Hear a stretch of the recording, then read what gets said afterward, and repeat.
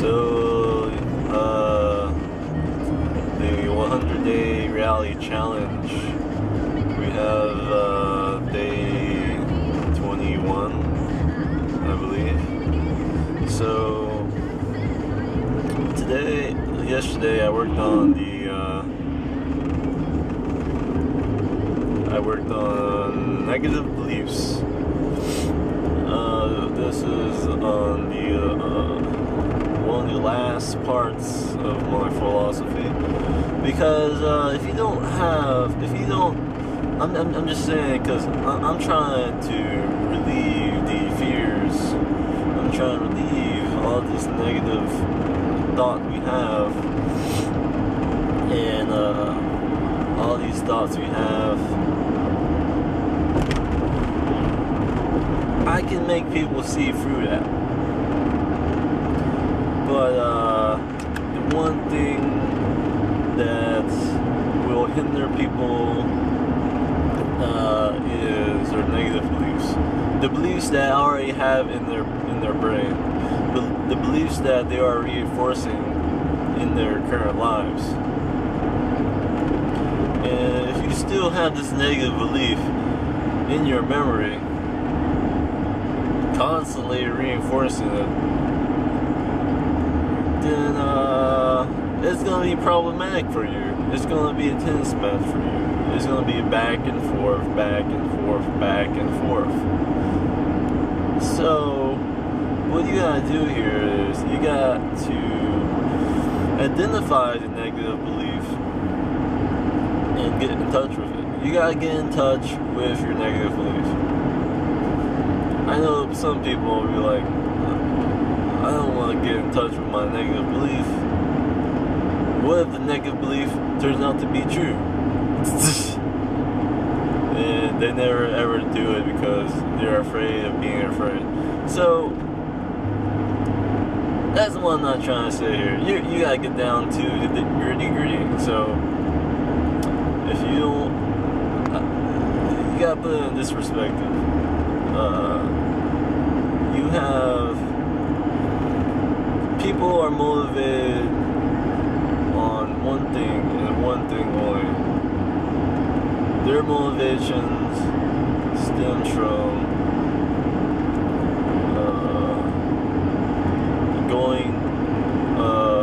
moving forward to the things that are more pleasurable and more away from the things that are unpleasurable. So, but the thing here is, this negative belief, this limiting belief, what you're trying to do is make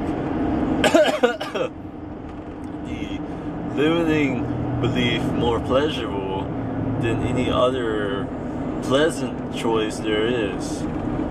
So you're just contradicting yourself, really. You're making the limiting belief more pleasurable for whatever reason. So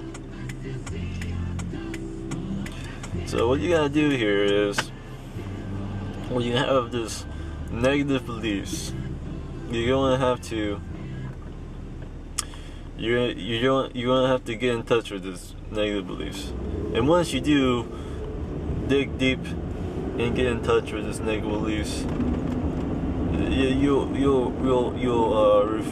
feel a release, and you go with a sigh of relief, because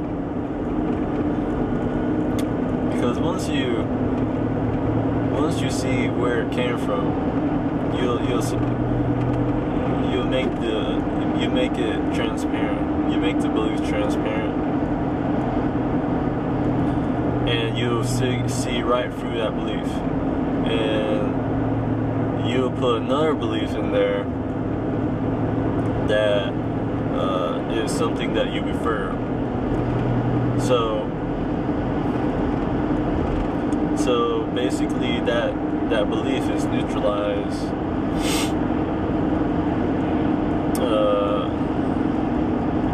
That belief is neutralized.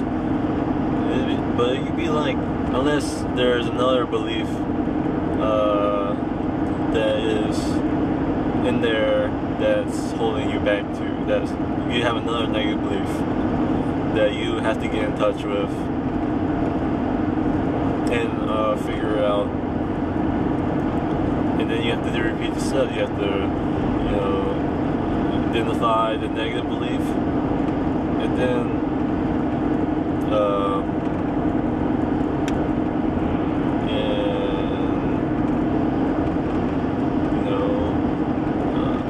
make it transparent and put another belief in there. So yeah, you're just releasing these negative beliefs. You're letting them go. They're not your beliefs. They're other people's baggage. So you just gotta drop the baggage. They're not yours. They're not your baggage. And so, for example, if you were walking down the street wearing white socks, and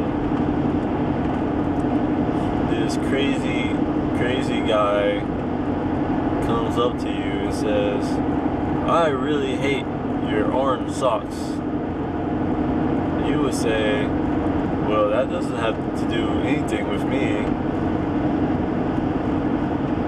So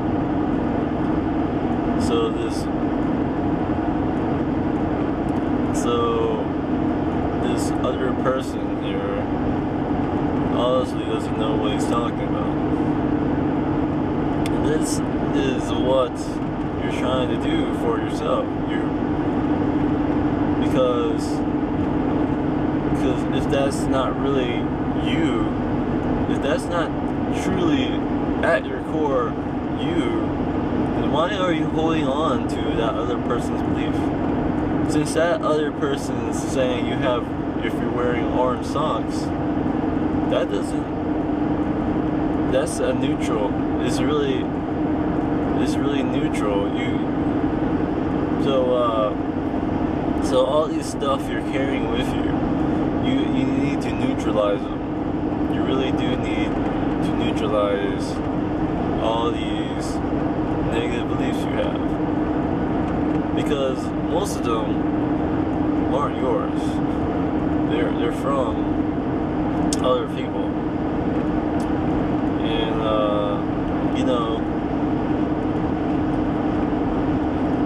it's a real burden to keep holding on to this. So when you have even more pleasurable stuff you could be doing, when all you're doing is focusing on the pleasant. But people can say, how do you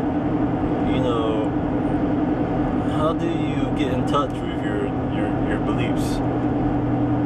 You get in touch with your beliefs from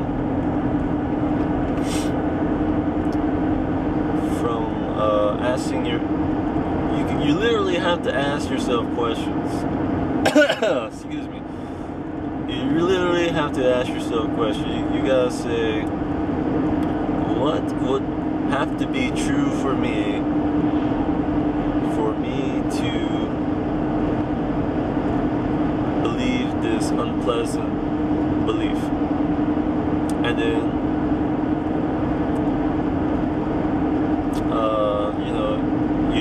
you have to have an honest self-assessment. You have to take an honest self-assessment using your imagination, your intellect,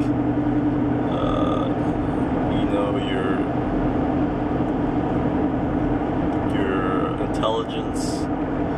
You gotta get through your emotions. You gotta get in there. You gotta probe. You gotta investigate,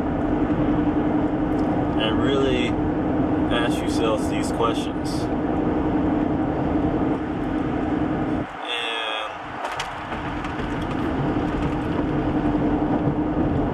And these people find usually that people have implanted their own beliefs into you. So you must know that if you really don't think that's true for you, you don't have to hold it. You can change it. You can identify it. You can, change it with a new belief that you prefer. And you basically neutralize it and can start reinforcing your new belief. I don't know if this is going to help, but what I wrote down is lots more detailed. But this does help, because when you get down deep into the nitty-gritty, this is what's up. This is where it is. This is where it starts. And this is where it ends. So, I don't know. This could be the last part. So, but beliefs, negative beliefs, they do affect you. They do influence you. And if you're constantly having a tennis match going on with your, with your purpose and with these negative beliefs, you need to get this negative beliefs out of your system. They're not yours. They're not true for you. Why the heck do you need to keep, doing those sort of things? It just doesn't make any sense. So,